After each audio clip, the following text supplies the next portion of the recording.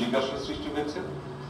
আমরা ইচ্ছে করলে আমাদের প্রেস রিলিজ গতানুগতিক সবসময় আমরা যেটা দিয়ে থাকি আইএসপিআর এর মাধ্যমে আমরা হয়তো প্রেস রিলিজ দিতে পারতাম, কিন্তু প্রেস রিলিজ দেওয়ার পরে প্রেস রিলিজের পরে যদি আপনাদের কিছু প্রশ্ন থাকতেই পারে, সব বিষয়ে আপনাদের স্পষ্টীকরণ নাও হতে পারে, সেক্ষেত্রে আপনাদের ওইখানে প্রশ্ন মনে থাকতে পারে বা উত্তরের খুঁজে পাওয়া যাবে না। এই জন্য সেনা সদর চিন্তা করলো যে প্রেস রিলিজের পরিবর্তে আপনাদেরকে সকলকে ডেকে আমাদের কিছু বিষয় স্পষ্ট করা দরকার, এবং সাথে সাথে আপনাদের যাবতীয় যদি কিছু প্রশ্ন থাকেই ইনশাল্লাহ আমরা চেষ্টা করবো আপনাদের এই প্রশ্ন উত্তরগুলো দেওয়ার জন্য। এখন বোঝা গেছে প্রেক্ষাপট কেন আপনারা এখানে, আমরাও বা কেন আপনাদের সামনে। আমি প্রথমে কিছু সাধারণভাবে কিছু কথা বলে ফেললে হয়তো বা আপনাদের মনে কিছু প্রশ্ন না থাকলে প্রশ্ন আসতে পারে, অথবা কিছু প্রশ্ন থাকলে সেই প্রশ্ন হয়তো উত্তর পেয়ে যাবে। আমাদের প্রত্যেক বছরে আমরা বলি সিলেকশন বোর্ড, মানে অফিসারদের প্রমোশনের জন্য দুটো করে বোর্ড হয়। প্রথম বোর্ডটা হয়ে গেল লেফটেন্যান্ট কর্নেল থেকে ফুল কর্নেল হওয়ার জন্য এবং ফুল কর্নেল থেকে ব্রিগেডিয়ার হওয়ার জন্য। এটা এই বছরে এখন থেকে প্রায় 2.5-3 মাস আগে হয়েছে, এবং ওইটার উপরে যে ক্যালকুলেশন হয় ক্যালকুলেশনের উপর ভিত্তি করে আমাদের দ্বিতীয় বোর্ড, যেটাকে আমরা বলি সিলেকশন বোর্ড 2, সেটা জাস্ট গত কিছুদিন আগে শেষ হয়েছে। ইনফ্যাক্ট গত সপ্তাহে এটা শেষ হয়েছে। এটা শিডিউল ছিল, মানে যেটা আমরা বলছি দ্বিতীয় প্রমোশন বোর্ড। এগুলো কিন্তু প্রত্যেক বছরে regular, every year we seat for this one. এটার শিডিউল ছিল 5 তারিখ থেকে 11 তারিখ পর্যন্ত অক্টোবরে। এখানে কারা কারা থাকেন এই বিষয়টা একটু জানান ধরলে আমি বললাম আপনাদের মনে অনেক প্রশ্ন হয়তো আসেনি, প্রশ্ন আসবে এবং নিজে হয়তো অনেকগুলো উত্তর পেয়ে যেতে পারে। এই বোর্ডে থাকে হলো বাংলাদেশ সেনাবাহিনীতে কর্মরত সকল মেজর জেনারেল এন্ড তদূর্ধ্ব, তার মানে তারা হচ্ছে মেজর জেনারেল, লেফটেন্যান্ট জেনারেল এবং সেনাপ্রধান একজন জেনারেল, উনার নেতৃত্বে এই বোর্ডটা পরিচালিত হয়। আমরা ওখানে করিটা কি, আমরা ইচ্ছা করলে খালাওভাবে বলে দিতে পারি না যে 19তম ব্যাচ যারা যারা আছে সকলের প্রমোশন করলো, 16তম ব্যাচ তারা খুব ভালো ব্যাচ, সকলে প্রমোশন পেয়ে গেল, 21তম ব্যাচ কোন আমলের ব্যাচ, এদের ভিতরে প্রমোশন না দিলেও চলবে। এইরকম কোনো কিছু আমাদের সেনাবাহিনীতে সম্ভব না, কোনোদিনও ঘটেনি এবং ভবিষ্যতে ইনশাল্লাহ হবে না।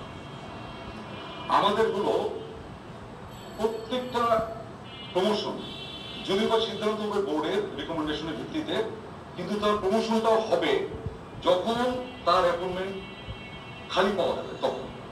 তার মানে দাঁড়াচ্ছে একটা বছরে কয়টা এরকম অ্যাপয়েন্টমেন্ট খালি হবে এটা আগে ক্যালকুলেশন করে ঠিক সমপরিমাণ, একটা বেশি বলা যাবে না, একটা কম রাখা যাবে না, ঠিক সমপরিমাণ অফিসারদের তার পরবর্তী পদের জন্য প্রমোশনটা অ্যাপ্রুভ করা হয় বোর্ডের মাধ্যমে। আর ওই পদটা যখন খালি হবে, মানে ধরেন যে লেফটেন্যান্ট কর্নেল এক্স উনি আগামী নভেম্বরের 20 তারিখে রিটায়ারমেন্টে যাবেন, তার ভিত্তিতে একজন মেজর লেফটেন্যান্ট কর্নেল ওই নভেম্বরের 20 তারিখে হবে, তার আগে হতে পারবেন না। বুঝতে পারছি? এটা মানে দাঁড়াচ্ছে যে আমাদের এই প্রত্যেকটা পদ, এই পদবীর সাথে যেগুলো আছে সবগুলো একেবারে প্রেসক্রাইব। আমি ইচ্ছা করলে অতিরিক্ত করতে পারবো না, ইচ্ছা করলে আমি কম রাখতে পারবো। কম রাখা যেতে পারে অল্প সময়ের জন্য, কিছুদিনের জন্য, 3 মাস 2 মাস, কারণ ওটা কম রাখলে তো আমাদের যে রেসপন্সিবিলিটিস পালন করবো এটাতে তো আমরা বাধাগ্রস্ত হয়ে যাবো। ওটা অল্প কিছু সময়ের জন্য হয়তো রাখা যেতে পারে, বাট বেশি রাখার কোনো সুযোগ নাই। এটাকে আমি কেন ব্যাখ্যাতে বললাম, আমি পরবর্তীতে যখন কিছু প্রশ্ন উত্তর করবো এই জিনিসটা আবার আসতে পারে এই জন্য। তো আমাদের বোর্ড যদিও বা ছিল 5 তারিখ থেকে 11 তারিখ পর্যন্ত, তবে আমাদের প্রমোশন বোর্ড শেষ হয়ে যায় 8 তারিখ সন্ধ্যা থেকে। এই বোর্ডগুলো শুরু হয় যখন, এটা একটা ক্লোজ ডোরে আমাদের এটা হয়, তখন আমরা মোবাইল থেকে শুরু করে কোনো ইলেকট্রনিক ডিভাইস আমরা ভিতরে নিতে পারি না, কোনো মেজর জেনারেল, লেফটেন্যান্ট জেনারেল, কোন কিংবা জেনারেলও এটা ভিতরে নিতে পারি না। It is absolutely close. Even ওইখানে আমাদের যারা ব্রিগেডিয়ার তারাও এটার ভিতরে বা তাদের প্রবেশাধিকার পুরোপুরি নিষিদ্ধ। এটা একটা আপনাদের জানা বিষয়। কেন বলছি একটু পরেই আপনারা এটা টের পাবেন।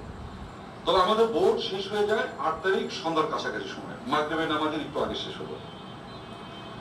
এবং আমাদের তখন প্রত্যেক বছরে আমাদের একটা নির্দিষ্ট সংখ্যক, আমরা বলি জেনারেল কনফারেন্স, যেটা হচ্ছে সকল মেজর জেনারেল এন্ড অ্যাবাভ যারা আছে তাদেরকে প্রত্যেক বছরে একটা নির্দিষ্ট সংখ্যক, এবং এটা রেগুলার একটা জেনারেল কনফারেন্স, কয়েকটা জেনারেল কনফারেন্স হয়, এবং আরেকটা বলি ফরমেশন কমান্ডার কনফারেন্স, সেটা হচ্ছে যে আমাদের যত জিউসি শোনেন না, জিউসি আছে general officer commanding, independent brigade commander ইত্যাদি, এদেরকে নিয়ে আর্মি হেডকোয়ার্টার্স এর পিওসি সহ আরেকটা মিটিং করি, এটাও একেবারে রেগুলার, সেটাকে বলা হয় হলো ফরমেশন কমান্ডার কনফারেন্স। তো আমরা ওটা প্ল্যান করি হলো যে যখন এই প্রমোশন বোর্ডের সকল জেনারেল যেহেতু আসতেছেনি, এটা অন দ্য লাস্ট ডে, মানে যেদিন শেষ হয়ে গেল তার পরের দিন আমাদের জেনারেল কনফারেন্স করি। এটা নিয়ে আপনাদের কিছু প্রশ্ন আসতে পারে বিধায় আমি এটাকে একটু ব্যাখ্যা করে বললাম। তো এই জন্য যেহেতু আমাদের বোর্ডের কাজ যদিও বা 11 তারিখ পর্যন্ত থাকার কথা, বাট 8 তারিখে শেষ হয়ে যাওয়ার পরে সেনা সদর প্ল্যান করেছিল এবং কন্ডাক্ট করেছিল 9 তারিখে জেনারেল কনফারেন্স এবং ফরমেশন কমান্ডার কনফারেন্সের জন্য, মানে এটা বৃহস্পতিবার। এর ভিতরে যেটা ঘটেছে সেটা আপনাদের জন্য এখন জরুরি। সরি আমি একটু লম্বা করে বলছি বলে আপনারা বিরক্ত হবেন না, কারণ এই বিষয়গুলো সম্ভবত আপনাদের জানার কথাও না, আমরা আপনাদেরকে সরাসরি এগুলো বলিও নাই বা আপনাদের বিষয় নেই এগুলো, এখন যেহেতু প্রয়োজন হয়েছে একটু জানিয়ে দিলাম। এই সময় হলো কি 8 তারিখে আপনার আইসিটিতে দুটো চার্জশিট, প্রথমে দুটো পরে থার্ড চার্জশিট জমা করবো, তাই তো? 8 তারিখে এটা টিভি স্ক্রলে আসা শুরু করেছে বেলা 11টা 12টা 1টা দিক থেকে। তা আমি যেটা বলছিলাম, আমাদের ওই যে আমরা যে রুমে বোর্ডে কার্যক্রমের ভিতরে থাকি, ওখানে কোনো ইলেকট্রনিক ডিভাইসও যায় না, টিভি তো দূরের কথা। সো আমরা কোনো একটা ব্রেকে যদি বের হইতাম, নামাজের ব্রেক বা লাঞ্চের ব্রেক, তখন আমরা জানতে পারছি যে টিভি স্ক্রলে বা সোশ্যাল মিডিয়াতে বা কোনো না কোনো ভাবে জানতে পারছি যে চার্জশিট জমা হয়েছে বা চার্জশিট ট্রাইব্যুনালে আইসিটিতে এটা অ্যাকসেপ্টেড হয়েছে ইত্যাদি ইত্যাদি। তো আমরা যখন এরকম নামাজের ব্রেকে যখন বেরোয়েছি দুপুরে লাঞ্চ এবং নামাজের ব্রেকে, তখন আমরা জানতে পেরেছি যে টিভির মাধ্যমে যে এরকম চার্জশিট প্রথমে 1-2, পরে আরেকটা শুনলাম যে 3 নম্বর চার্জশিটও জমা হয়েছে। এবং চার্জশিটের ভিতরে আমরা জানতে পারলাম যে এখানে একটা চার্জ হয়েছিল যারা গুম সংক্রান্তই, এটা হলো যে যারা ডিজেফাইতে কর্মরত ছিল তাদের একটা বড় অংশ এখানে জড়িত ছিল বিধায় বা জড়িত আছে এরকম একটা অভিযোগ। আরেকটা আছে র্যাবের টিএফআই নিয়ে, এবং আরেকটা ছিল সেটা 4-5 আগস্টের রামপুরা ইনসিডেন্সের উপর ভিত্তি করে, তাই তো? ঠিক, এটুকু তো আমরা সবাই জানি। তো এইটা ঘটার পরে যেটা হলো, ওখানে কতগুলো কথা বলা ছিল, যেমন ধরেন সাথে সাথে ওয়ারেন্ট অফ অ্যারেস্ট ওয়ারেন্ট যেটা, সেটাও ইস্যু হয়ে যায়। তো ইস্যুটার ক্ষেত্রে আপনারা সাংবাদিক আমাদের থেকে আপনারা এটা বেশি জানেন, সেটা হচ্ছে যে এই ওয়ারেন্টটা ইস্যু করে ট্রাইব্যুনাল থেকে, করার পরে এটা কার কাছে যায়? পুলিশের কাছে, আইজিপির কাছে যায়। তাকে একটা ডেট দেওয়া আছে, 22 তারিখের ভিতরে এটা তাকে এই কার্য সমাপ্ত করতে বলেছেন।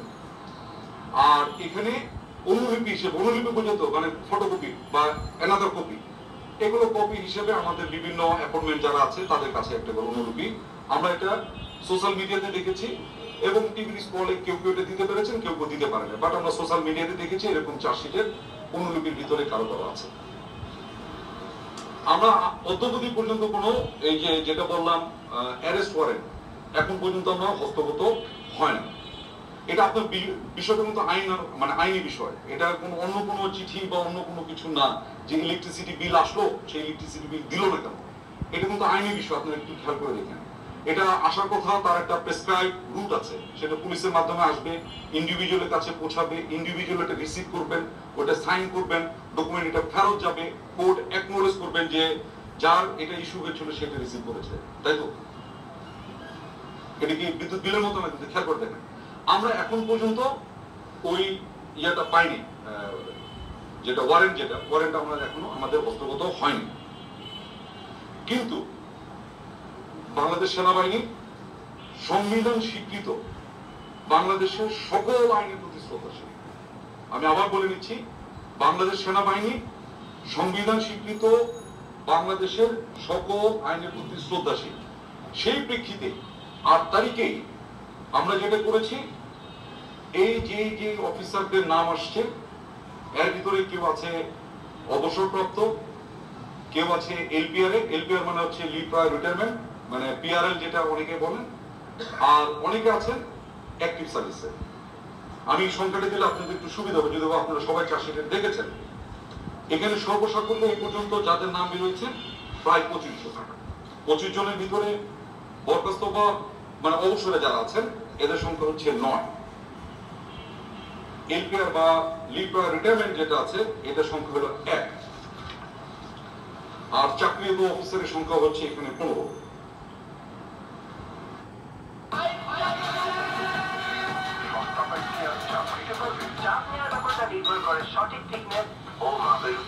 একমাত্র আরএফএল ক্লাস পাইপ নিশ্চিত করে প্রতি ইঞ্চিতে সঠিক থিকনেস ও সঠিক মাপ।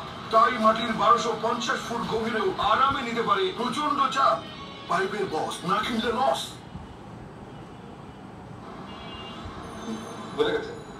এখন যারা অবসরে চলে গেছেন, যারা অবসরে চলে গেছেন তার প্রতি যদিও বা আমাদের সেনা আইন তার উপরে ওইভাবে খাটে না।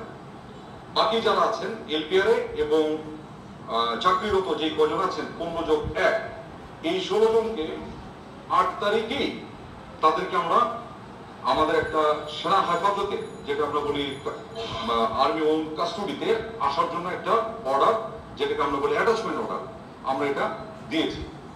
এবং খুব স্বাভাবিকভাবে একটু খেয়াল করে দেখেন, যে কোনো সরকারি বা ইভেন বেসামরিক মানে অন্য কোনো প্রতিষ্ঠানও হতে পারে, তাকে এক জায়গা থেকে যদি আর এক জায়গায় বদলিও করেন তাকে একটা সময় দেওয়া হয়, তাকে জার্নি করার জন্য একটা সময় দেওয়া হয় যেটাকে বলা হয় জার্নি টাইম, যোগদান করার জন্য একটা সময় দেওয়া হয় যেটাকে বলা হয় যোগদানের জন্য জয়নিং টাইম। আছে না এটা কিন্তু আমাদের প্রচলিত। ঠিক সেরকমও তাদেরকে 8 তারিখে বলা হয়েছে, এন্ড এটা ঘটেছে বিকাল অথবা সন্ধ্যার কাছাকাছি সময়, এবং তাদেরকে বলা হয়েছে 9 তারিখের ভিতরে তোমরা সেনা হেফাজত ঢাকা ক্যান্টনমেন্টে একটা আমরা বলে দিয়েছি এই জায়গাতে তাদেরকে অ্যাটাচ করার জন্য, MN2 অ্যাটাচ মানে সংযুক্ত হওয়ার জন্য। কেন বলছি যে তারা তো বিভিন্ন জায়গায়, কেউ হয়তো ব্রিগেড কমান্ডার ছিল, কেউ হয়তো স্টেশন কমান্ডার ছিল, কেউ হয়তো বিভিন্ন অ্যাপয়েন্টমেন্টে ছিল।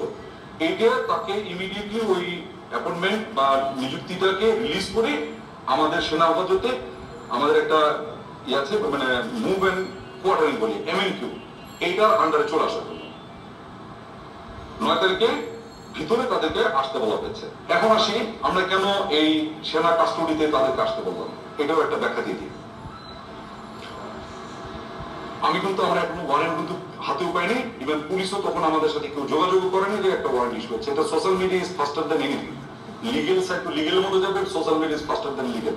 সো এটা আমরা জেনেছি এবং আমরা ওইটাতে স্বপ্রণোদিত আমরা প্রথমে বলে নিয়েছি বাংলাদেশ সংবিধানের স্বীকৃত সকল আইনের প্রতি আমরা শ্রদ্ধাশীল। ঠিক সেই কারণে আমরা কিন্তু দেখেন পাওয়ার আগে 8 তারিখে তাদেরকে নিযুক্তি চেক বাদ দিয়ে তাদেরকে বলেছে 9 তারিখের ভিতরে তোমরা সেনা হেফাজতে চলে আসো। এবং আপনি একটা বিষয় একটু বলে রেখে আপনি কথা শোনার চেষ্টা করেন, এটা বাংলাদেশ সেনাবাহিনীর এটা এই যে প্র্যাকটিস, সেনাবাহিনীতে এইরকম এটার মতো না হলেও অন্যরকম বা এর থেকেও বেশি সেন্সিটিভ অনেক কেসের ভিতরে বাংলাদেশ সেনাবাহিনী 54 বছর পার করে আসছে। ওই সময়ও আমরা এরকম যাদের নামে অভিযোগ উঠে তাদেরকে আমরা এরকম হেফাজতে প্রথমে নিয়ে নিই, তারপর তার বিচার কার্য শেষ হয়। সেটা আপনারা শুনেছেন, field general court martial, summary court martial ইত্যাদি শুনেছেন না? এই কোর্ট মার্শাল গুলো বিভিন্ন প্রকারের কোর্ট মার্শাল আছে, এগুলো সব শেষ করার পরে রায় যখন হয় তখন তার বিচারের রায় অনুযায়ী আইনানুগ ব্যবস্থা গ্রহণ করা হয়। কেউ বরখাস্ত হয়, কেউ জেলে যায়, কেউ ছাড়া পায়, কেউ ইত্যাদি ইত্যাদি। এটা কিন্তু আজকের না, গত 54 বছরে সেনাবাহিনীর এইরকম অনেক ঘটেছে। সবগুলোর ভিতরে আমি এত কিছু বলার এখন অবকাশ কম, জিজ্ঞেস করে বলতে পারবো, এরকম ভাবে হয়েছে এবং খুব সেন্সিটিভ ইস্যু গুলো তো হয়েছে। এটা আপনারা একটু মনে রাখেন, আপনারা অনেক হয়তো ধরতে পারছেন আমি কোনটা মিল করছি। এর ভিতরে একটা জিনিস ঘটে গেছে, সেটা হলো যে আমাদের যে 15 জন চাকরিরত আছেন এর ভিতরে 10 জনই রেসপন্স করেছেন, শুধু একজন তাকে আমরা বলা হয়েছিল, তাকে মেসেজ দেওয়া হয়েছিল is to stay in Dhaka cantonment, কিন্তু উনি 9 তারিখের শেষ অবধি পর্যন্ত উনি জয়েন করেননি। বিধায় 10 তারিখে আমরা তার সাথে আবার যোগাযোগ করার চেষ্টা করি, তার পরিবারের সাথে যোগাযোগ করার চেষ্টা করি এবং যোগাযোগ স্থাপন করি এবং জানতে পারি যে উনি অ্যাকচুয়ালি তার আগের দিন মানে 9 তারিখ সকালে উনি বাসা থেকে বের হয়েছিলেন একটা আইনজীবী আইনের সাথে আইন পরামর্শ নেওয়ার জন্য। উনি আইনজীবীর সাথে দেখা করতে বাসা থেকে এই বলে বের হয়েছিলেন, কিন্তু অদ্যাবধি উনি বাসায় আর ফেরত আসেননি এবং আর তার সাথে মোবাইলেও যোগাযোগ করতে পারছেন না। এটা হচ্ছে আমি নামে বলে আপনারা জানেন, মেজর জেনারেল কবির, ওনার ওয়াইফও যোগাযোগ করার চেষ্টা করেছেন, এখন পর্যন্ত তার সাথে আর কোনো যোগাযোগ হচ্ছে না। এটার প্রেক্ষিতে আমরা কি কি করলাম বা আমাদের কি করণীয় ছিল, কি করতে পারছি, এটা সমস্ত ডিপার্টমেন্টের কিছু নিজস্ব এবং এটা দেশের প্রচলিত আইনের ভিতর থেকেই অনেক কিছু আমরা করি। আমাদের এরকম আছে, সেটা হচ্ছে যে যখন এরকম কেউ হঠাৎ করে মিসিং হয়ে যায় তখন তাকে আমরা একটা ডিক্লারেশন দিই, আমরা বলি AWOL, মানে absent without leave. This is something illegal leave অথবা ইলিগাল অ্যাবসেন্ট, মানে আপনার ওই পরিভাষাও বুঝতে পারছেন তো। আমার আর্মি পরিভাষা হচ্ছে AWOL, আপনার পরিভাষা হচ্ছে ইলিগাল অ্যাবসেন্ট। ইলিগাল অ্যাবসেন্ট হওয়ার সাথে সাথে আমাদের একটা নিয়ম আছে, সেই অনুযায়ী তাকে আমরা ইলিগাল অ্যাবসেন্ট হিসেবে ঘোষণা করা হয়ে গেছে অফিসিয়ালি। এবং তার এটা ইলিগাল অ্যাবসেন্ট ঘোষণা করার পরে যে প্রসেস যেগুলো আছে, আমাদের কিছু প্রসেস আছে, কোথায় কোথায় ওয়ারেন্ট ইস্যু করতে হবে সেগুলো আমাদের একটা অ্যাপেন্ডিক্স আছে, ওই অনুযায়ী এটা আমাদের সরকারিভাবে আমাদের যে দপ্তর এটার সাথে জড়িত তারাও এটা ইস্যু করেছে। এটা ঘটনা হলো 10 তারিখ। আর আজকে এই জন্য আপনাদেরকে ডাকছি সবচেয়ে কারেন্ট ইনফরমেশন দেওয়ার জন্য, ঠিক আছে? বাকি 10 জনের মধ্যে খালি 10 জন না, 15 জনের মধ্যে একজনকে শুধু মিসিং, বাকি সবাই জয়েন করেছে, এই হেফাজতে চলে আসছে। 14 জনই আমাদের সেনা হেফাজতে চলে আসছে। আর এলপিআর একজন আছে, সেও আসছে, এলপিআর যে আছে সেও জয়েন করেছে। তো 15 যোগ 1, 15 হচ্ছে অ্যাক্টিভ সার্ভিস, একজন হচ্ছে এলপিআর, এর ভিতরে একজন মিসিং, বাকি সবাই জয়েন করেছে। 15 জন অলরেডি আমাদের সেনা হেফাজতে সংযুক্ত হয়েছে। এখন আমি যে স্টেটটা দিলাম, স্টেটটা আপনাদের দেখার কথা ছিল। আরো কিছু আমরা কাজ করেছি, যেটা বললাম আপনার ইভেন অ্যাপেন্ডিক্স 2 বলে একটা কথা আছে, ওইখানে কার কার কাছে এই ওয়ারেন্ট যাবে, পুলিশে, অমুকে, ডিস্ট্রিক্ট অ্যাডমিনিস্ট্রেশন, এরকম একটা লম্বা লিস্ট আছে, ওই অনুযায়ী এটা কাজ চলতেছে। সাথে সাথে আর একটা কাজ করেছি আমরা, সেটা হচ্ছে যে ডিজিএফআই, এনএসআই, বিজিবি সকলকে আমরা বলেছি ল্যান্ডপোর্ট, এয়ারপোর্ট, সিপোর্ট, যে যেখানে আছো, যার যেটা দায়িত্ব আছে, তোমরা একটু চেষ্টা করবা যে যাতে দেশের বাইরে উনি চলে যেতে না পারে, ইলিগালি দেশের বাইরে যেতে না পারে। এখন আপনি খেয়াল করে দেখেন, আমরা ওনার গ্রামের বাড়িতে আমার লোক পাঠাতে, উনি যে গ্রামে গেছে কিনা তাও তো জানি না, ওনার বাড়ি হলো নেত্রকোনার দিকে, তো লোক পাঠাতে হতো, লোক গেছে, খোঁজ নিচ্ছে, আত্মীয় স্বজনের বাসা তো যেতে পারে, খোঁজ নিচ্ছে। আমরা বলবো যে দেশের বাইরে চলে যেতে পারে, এটাও আমরা মাথায় নিচ্ছি, দেশের বাইরে যাবে না বলছি না, ওদিকেও যেরকম খোঁজ নিচ্ছি এদিকেও খোঁজ নিচ্ছি। উনি কোনো একটা রোড অ্যাক্সিডেন্টে তো কিছু হইতেও পারে। আমরা কি বলি, একটা মানুষ হারাই গেলে তো নাটক সিনেমা তো দেখছেন, আগে বলে যে থানায় খোঁজ নাও, হসপিটালে খোঁজ নাও, আমরা এগুলোও করছি। এট দ্য সেম টাইম দেশের বাইরে যাতে না যেতে পারে এই জন্য আমি ব্যক্তিগতভাবে ডিজিএনএসআই, ডিজিএস, বিজিবি এবং ডিজিডিএফকে আমি নিজে ফোন করেছি, নিজে আমি বলেছি যে, এবং মোবাইল নাম্বারও দিয়েছি, ইত্যাদি ইত্যাদি। এই ব্যাপারে আমি আপনাকে বলতে পারি, যদি মনে করেন যে আপনাদের কাছে কিছু ইনফরমেশন আছে, এটা কিন্তু ওনাকে আমি ধরতে হবে এটা না, ওনার সেফটিতে একটা ব্যাপার আছে, উনি তো এই দেশের একজন মানুষ, তো উনি তো একজন হিউম্যান, সে একটা রোড অ্যাক্সিডেন্ট হতে পারে। আপনারা যদি কোনো প্রকারে যদি মনে করেন যে না, আপনি একটা ইনফরমেশন দিলে আমাদের উপকার হবে, তাকে এই করতে ইউ আর মোস্ট ওয়েলকাম। এটা হলো আপনাদেরকে যে প্রাথমিকভাবে আমি যেটুকু বলার ছিল আমি এইটুকু বলে নিলাম।